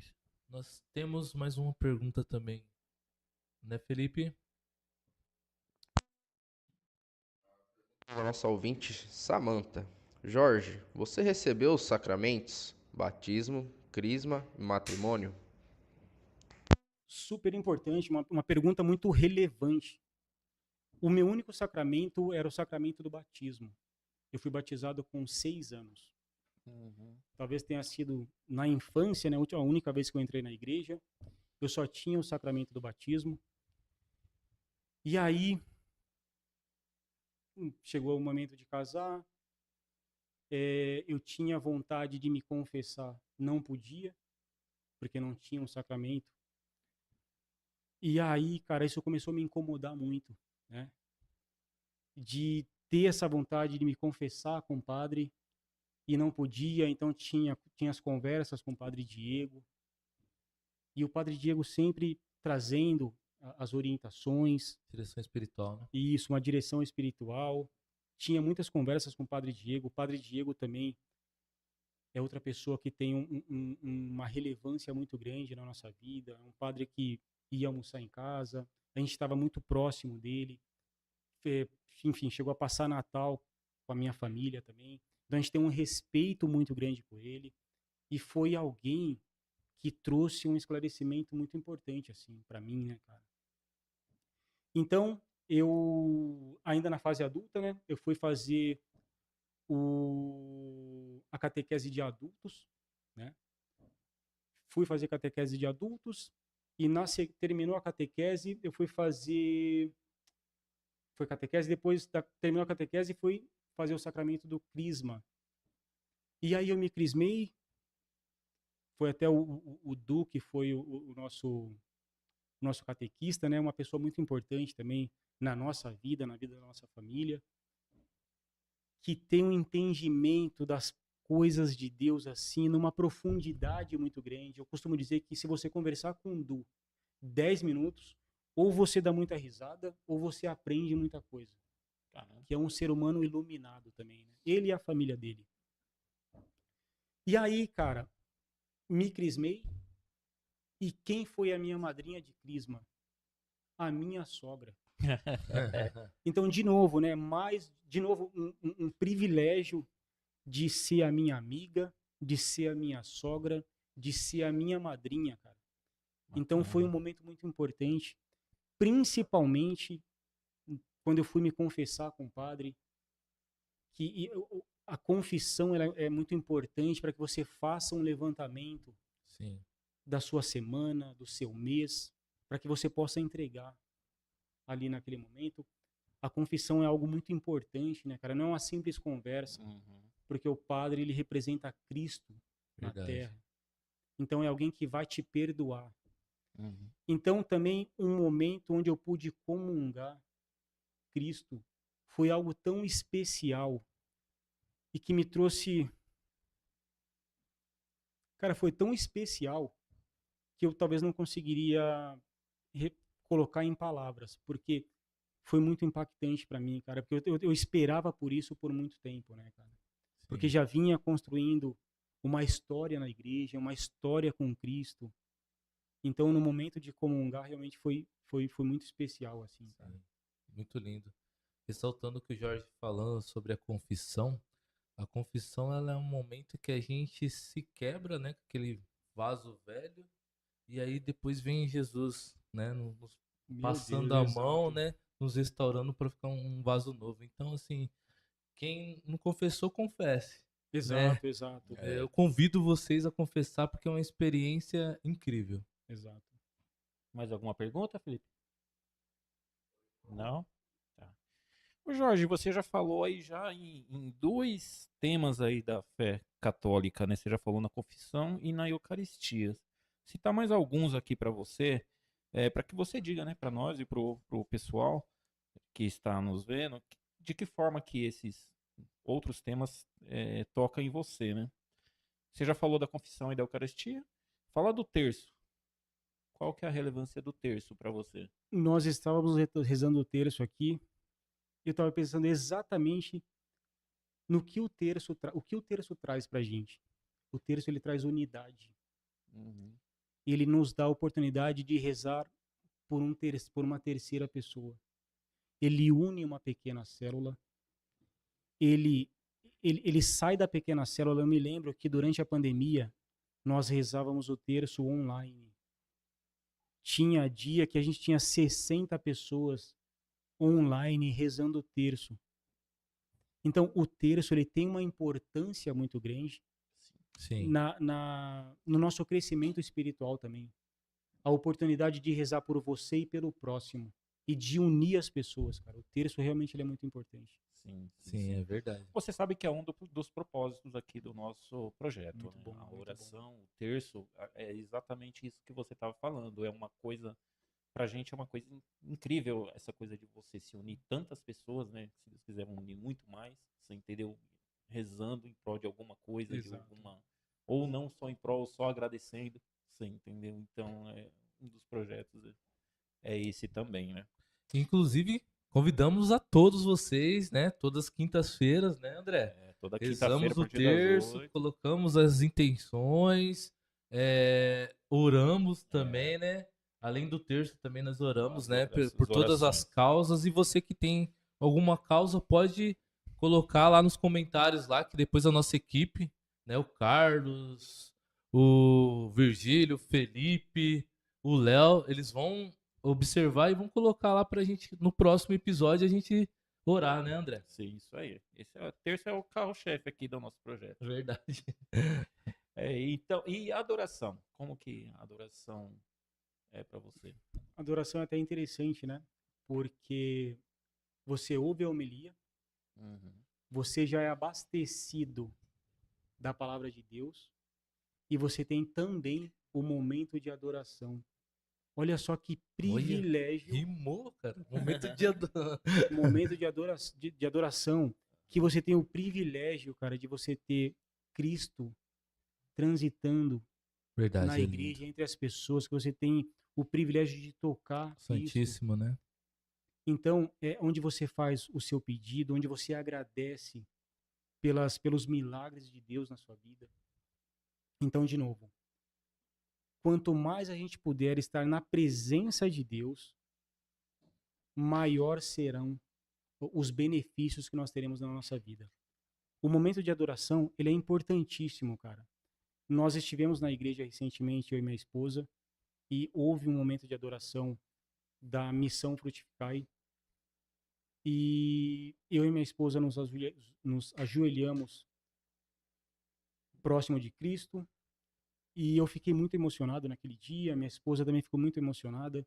E para você ver que a gente é impactado diretamente por isso, porque a gente está de coração aberto, se entregando para Deus ali, porque a gente sabe que Ele está ali, Sim, Deus está presente, e isso impacta as demais pessoas também. com certeza. Nós ficamos por bastante tempo ali pedindo para Deus, pedindo um milagre para Deus, agradecendo também. Quando nós nos levantamos depois de um período, alguém veio na minha direção e falou: você é marido dela, né? Ele não conhecia a gente, mas ele também é da missão.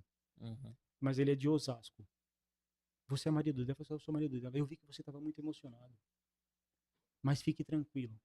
Deus vai fazer a obra na vida de vocês. Glória a Deus. Isso é demais, né, meu? Então, cara, olha só o poder, olha a energia que tudo isso traz. É, verdade. Uhum. Então, a adoração ao Santíssimo, cara, de fato, ela é muito importante. Importantíssimo. Né? É transformador.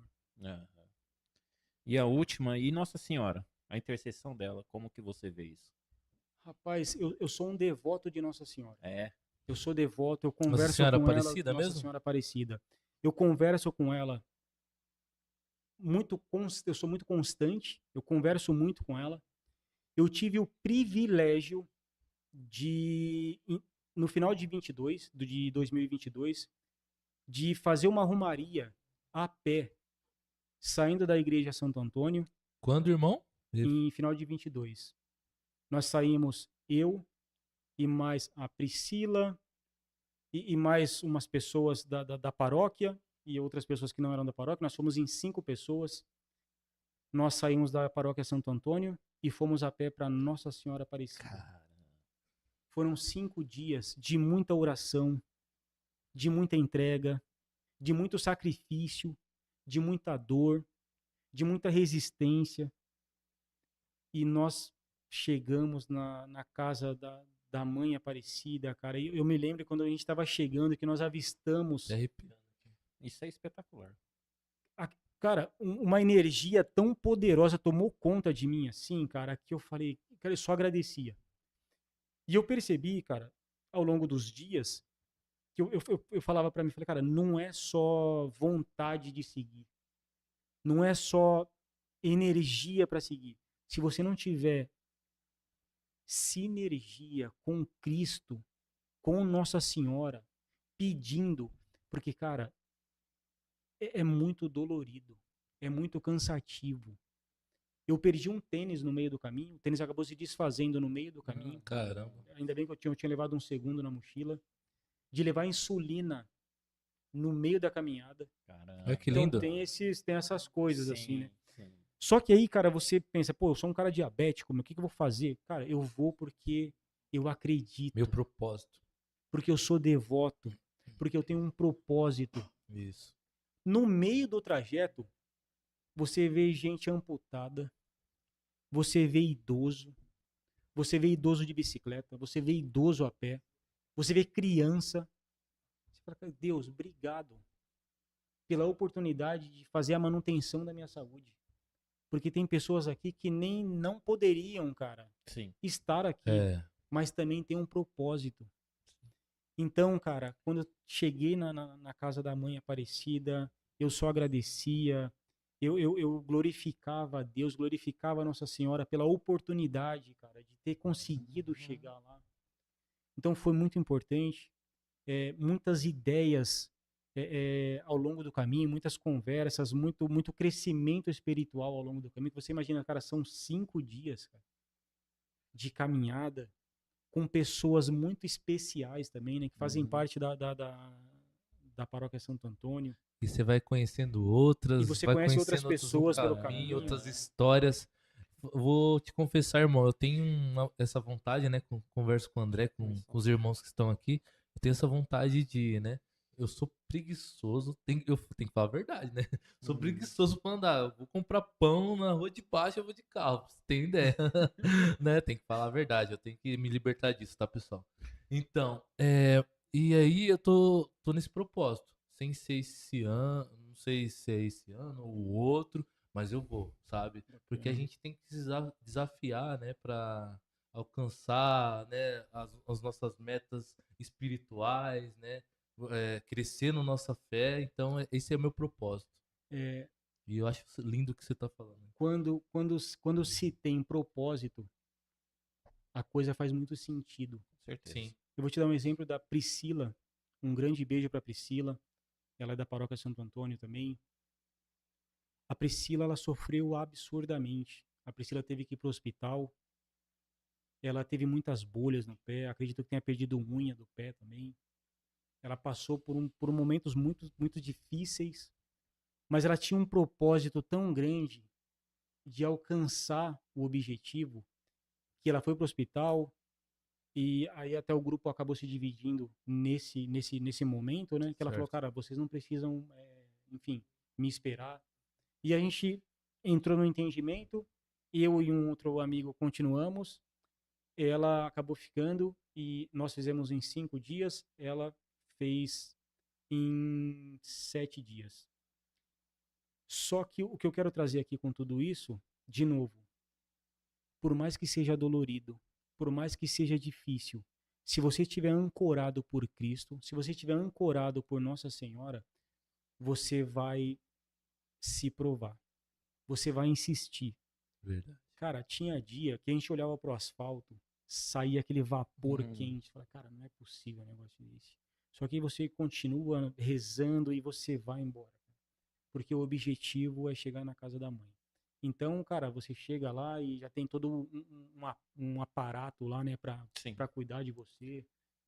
Então, foi uma das maiores experiências da minha vida, né? De me provar literalmente. O André também pode fazer um adendo, né? Porque você serviu as pessoas que andam, né? Em 2025, ano passado agora, eu fiquei num ponto de apoio.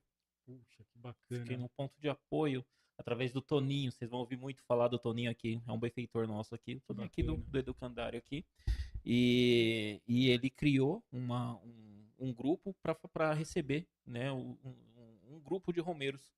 Já chegando lá, cara, é espetacular. O caminho daqui para lá, você vendo as pessoas fazendo essa cruzada, chegando até lá, é espetacular. Aí ele doa costelas, ele faz uma equipe, né, de apoiadores, e aí junta aquela galera toda e vai lá, muito lindo. Aí você foi, né, irmão? E eu não posso me esquecer do senhor Francisco, que se tornou um grande amigo, uma pessoa também que tem um profundo entendimento das coisas de Deus, que trazem ensinamentos muito importantes. O senhor Francisco também é da nossa paróquia. Ele é uma pessoa que tem alguns pinos no pé, e eu sei que ele sofreu bastante, mas foi alguém também que tinha um propósito muito grande, que nos ancorou também ao longo dessa caminhada. Senhor Francisco, um forte abraço para o senhor também, e tamo junto. Tamo junto. A conversão foi instantânea no seu modo de ver ou foi um processo? A conversão, ela é um processo, inclusive está acontecendo hoje, né? Isso. Aqui é uma grande oportunidade de conversão. Sim. Né? Esse momento é uma oportunidade de conversão. Verdade. Eu costumo dizer que para eu ser católico, ainda tem um longo caminho para ser percorrido, né? Você vai aprendendo ao longo desse caminho, você vai se lapidando ao longo desse caminho, por intermédio de Deus. Sim. Então, de novo, não basta estar na igreja. Você precisa entender o motivo pelo qual você está na igreja. O que você está buscando? Você fez uma síntese legal sobre o que é isso, mas da sua história de vida, né? A conversão, ela foi instantânea até o momento até aqui, ou você achou que foi um processo? Processo. Um processo. Está sendo um processo. Boa, boa. E você ainda enfrenta tentações? Tentações com o ilícito? Não, absolutamente. Glória a Deus. Graças a Deus, eu estou já há 20 anos limpo.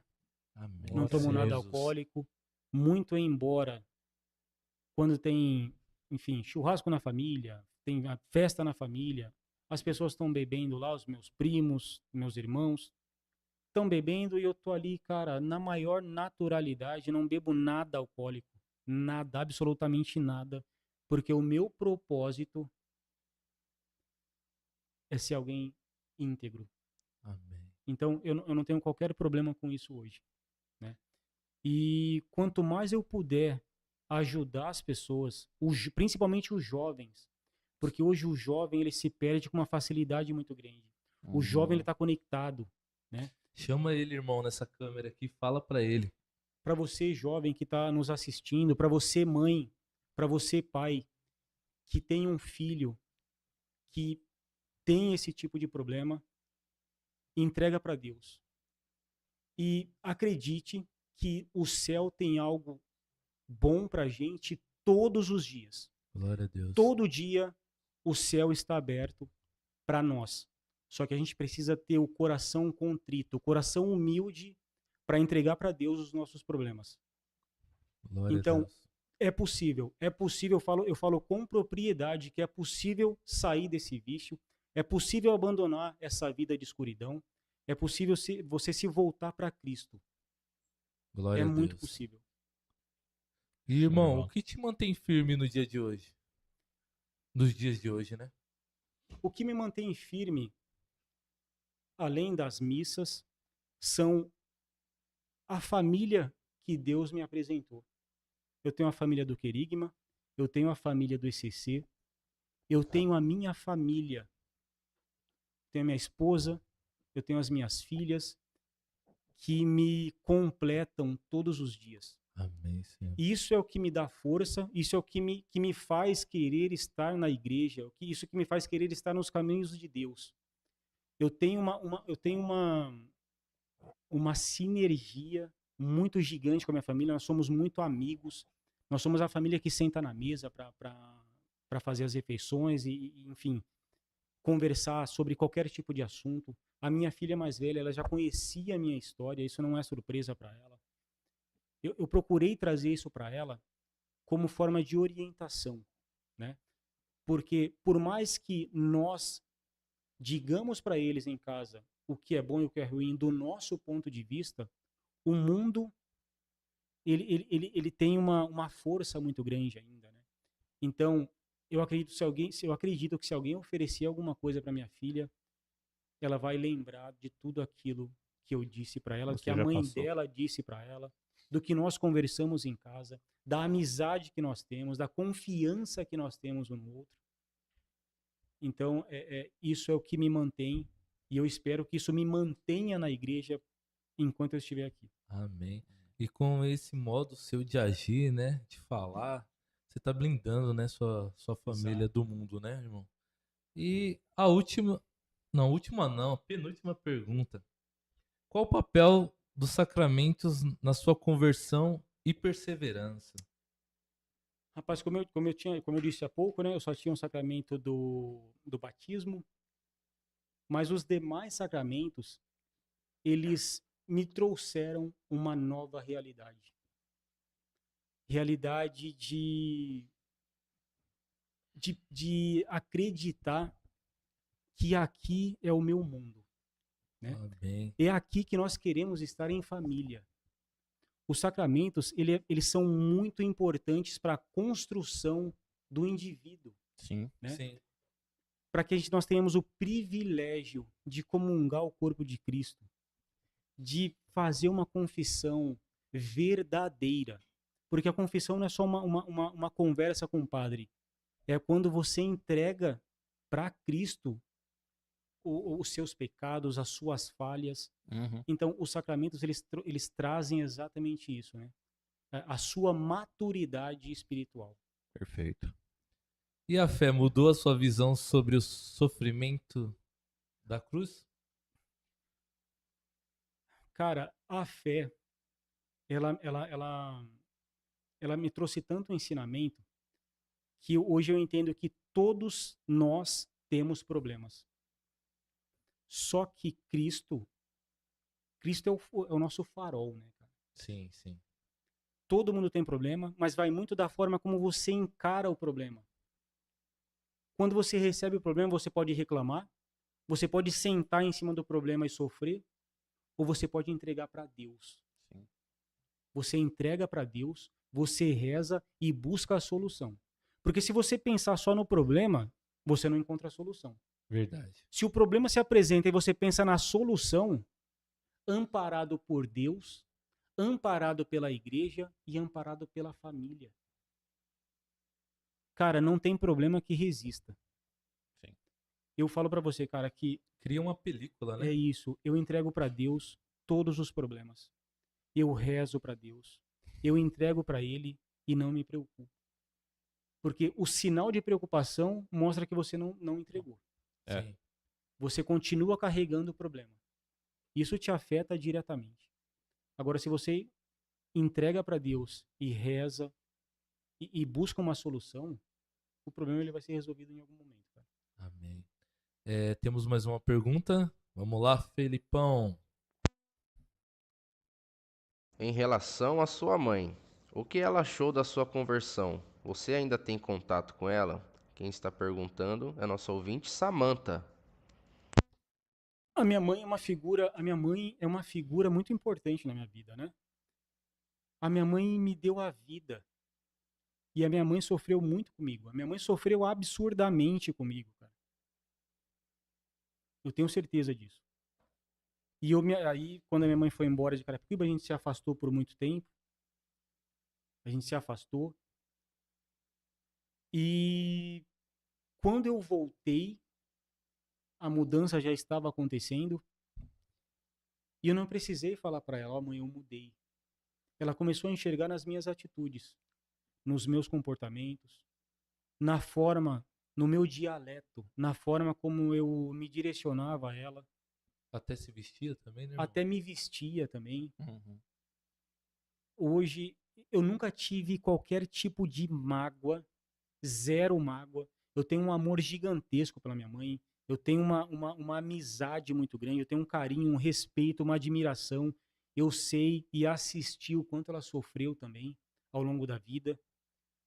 Então, eu faço tudo o que eu posso e o que eu não posso, eu busco ajuda para poder auxiliar minha mãe também.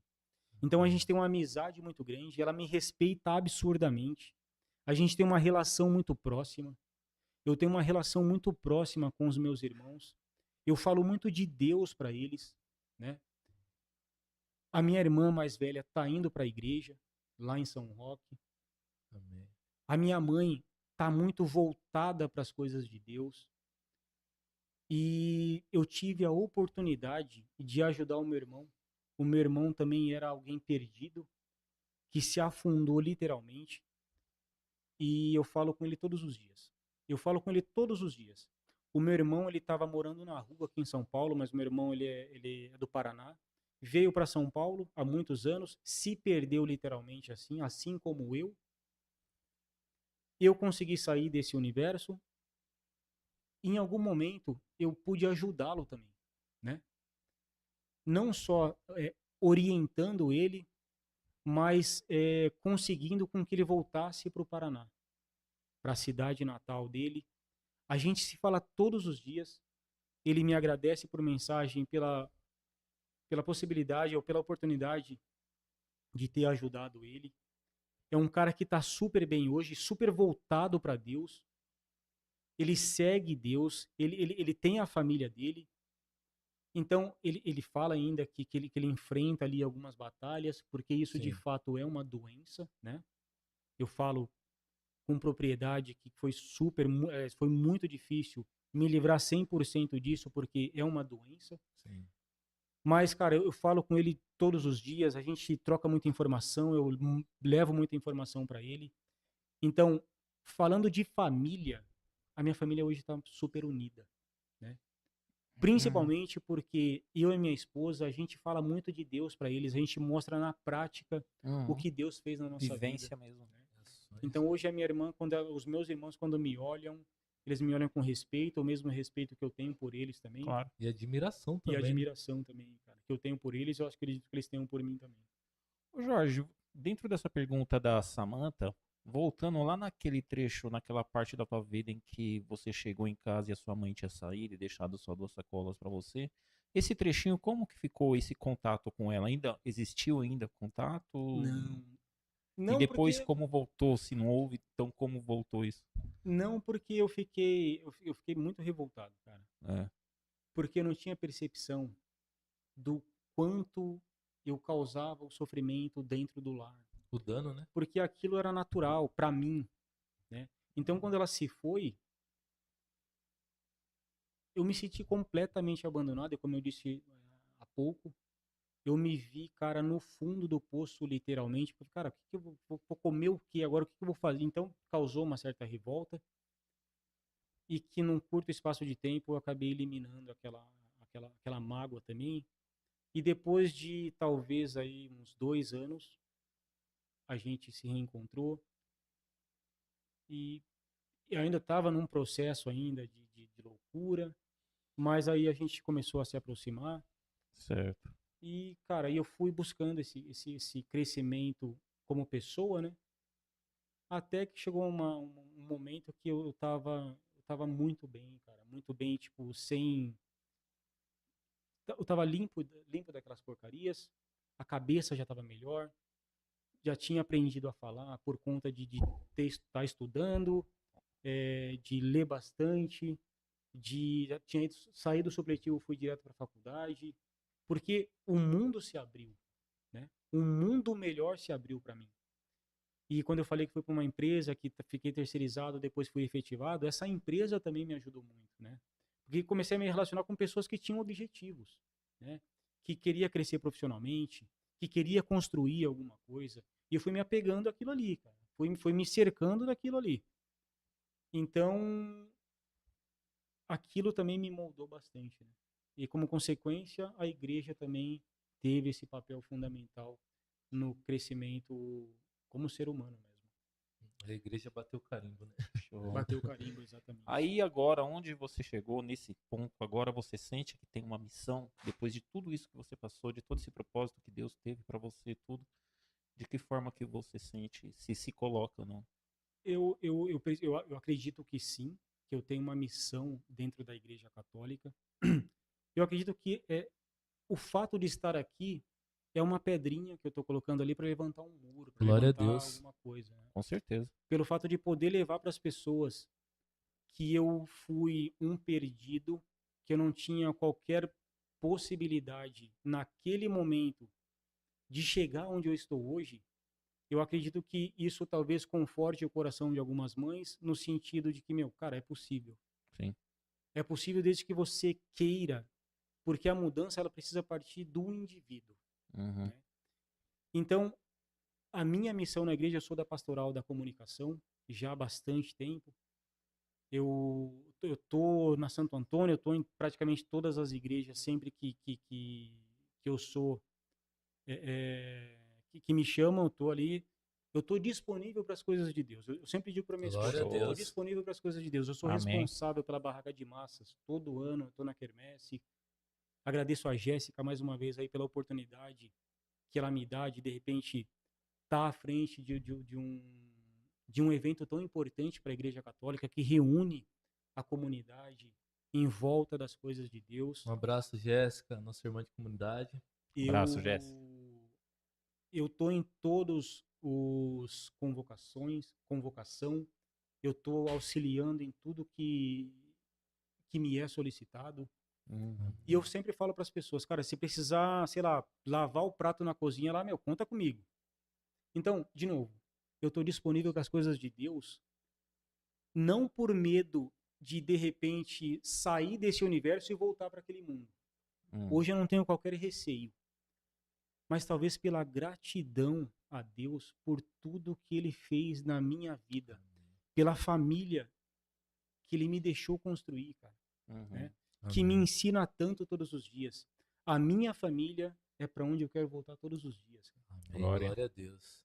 Show de bola. Ô Jorge, agora eu tenho um convite especial para você. Olha para aquela câmera ali, né? E fala, né, para todas aquelas pessoas que ainda está presa no álcool, nas drogas e que por algum momento, alguma circunstância acha que Deus os abandonou, né? Para você jovem, para você adulto que tem o vício, eu te digo com propriedade, é possível abandonar esse mundo, é possível sair desse mundo. Só que depende exclusivamente de você.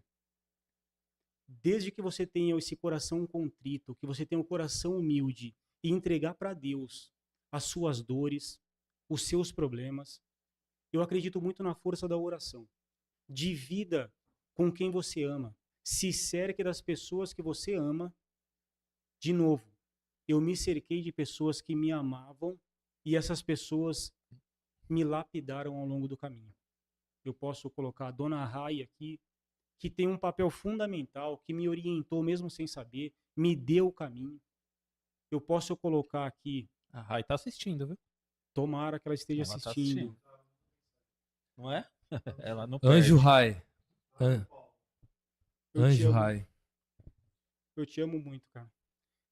A senhora tem um papel fundamental na minha vida, no meu crescimento como ser humano, no meu crescimento como pessoa, no meu crescimento como pai, no meu crescimento como profissional. Você tem um papel fundamental. Eu agradeço a Deus pela sua vida, eu peço a Deus pela sua vida, Glória a Deus. pela sua Amém. cura, pela sua felicidade, que você Verdade, tenha Pai. muitos anos de vida e que você continue mudando a vida de muitas pessoas. Você é um anjo da minha vida. A glória a Deus. Eu te Senhor amo Jesus. muito. Amém, Senhor. Então, que esse indivíduo ele possa se cercar das pessoas que o amam, que ele possa dividir com essas pessoas as suas dores, que essas pessoas eu tenho certeza que vão orar por ele, que vão pedir por ele. Só que, de novo, ele precisa ter o coração humilde para pedir para Deus. Seja humilde de entregar para Deus as suas dores. O terceiro ponto é, cara, se afastar do meio que te leva para baixo. se afaste dessas pessoas, porque no final do dia, essas pessoas vão te levar para tudo que é ruim.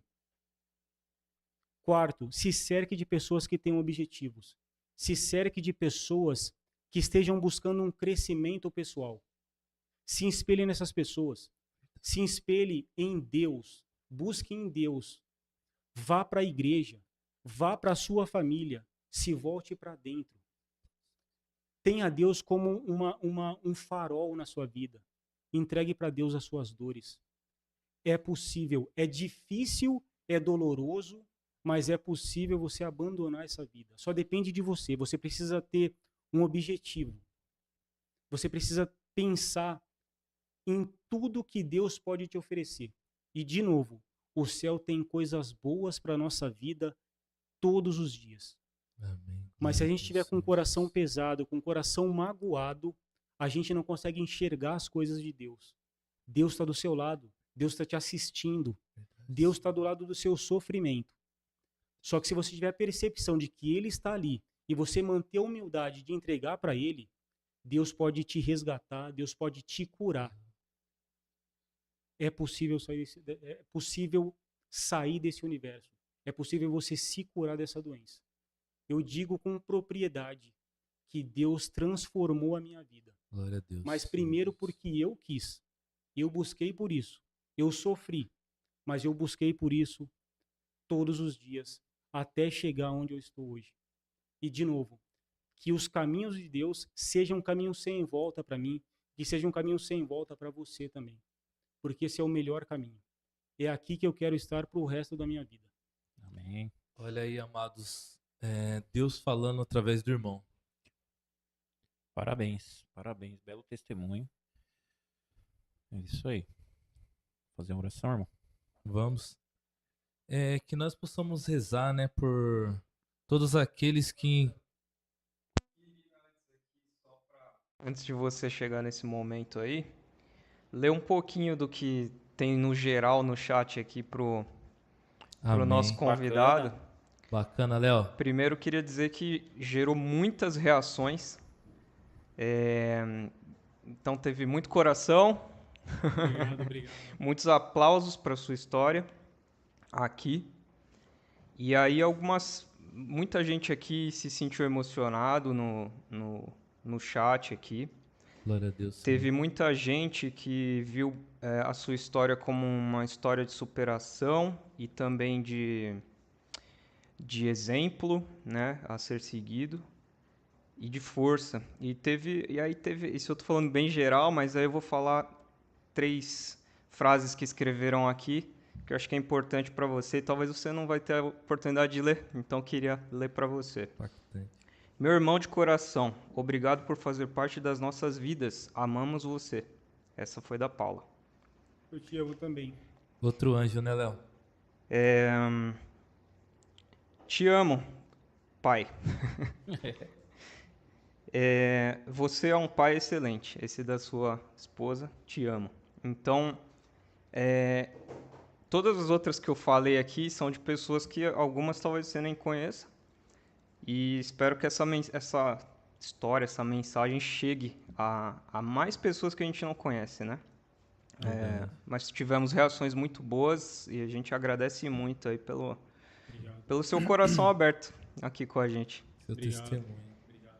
Gerou reações muito, muito bonitas aqui no pessoal nos comentários. Eu queria que você soubesse disso. E só para reforçar, que essa mensagem possa chegar a centenas de milhares de corações e que possa, de alguma forma também, transformar a vida dos que sofrem. Amém. Amém. Vamos rezar, né, por todos aqueles que ainda sofrem, né, com esses vícios, né, que tem acabado com as famílias, destruído os lares. Que o Senhor possa estar colocando, né, a sua mão protetora, os anjos do Senhor possam estar acampando como acampou na vida do Jorge, e hoje o Jorge é um exemplo para todos, que o Senhor possa estar abençoando a cada um. Por isso rezemos. Ave Maria, cheia de graça, o Senhor é convosco. Bendita sois vós entre as mulheres, e bendito é o fruto do vosso ventre, Jesus. Santa Maria, Mãe de Deus, rogai por nós, pecadores, agora e na hora de nossa morte. Amém. Vamos fazer nossas considerações finais, né, André? Já te agradeço, Jorge, por esse lindo testemunho, né, pela sua doação com essa história, né? Comoveu todos nós por a coragem, por ter tocado tantas pessoas nos chats, né? Deus lhe pague. É isso aí, Jorge. Muito obrigado pela tua presença, mais uma vez pela tua coragem de expor tantos momentos difíceis, né, da tua vida, mas que graças a Deus você direcionou a tua vida a Deus. Parabéns por isso. Parabéns por tudo que você conquistou, a tua filha, a tua família, a forma como você está conduzindo a tua família. Parabéns. É realmente um grande exemplo para todos que tenho certeza que todos que viram esse seu depoimento, como o Léo também falou, se sensibilizaram. Parabéns. Obrigado, eu que agradeço. Agradeço a toda a equipe aí também. Obrigado pela oportunidade de estar aqui.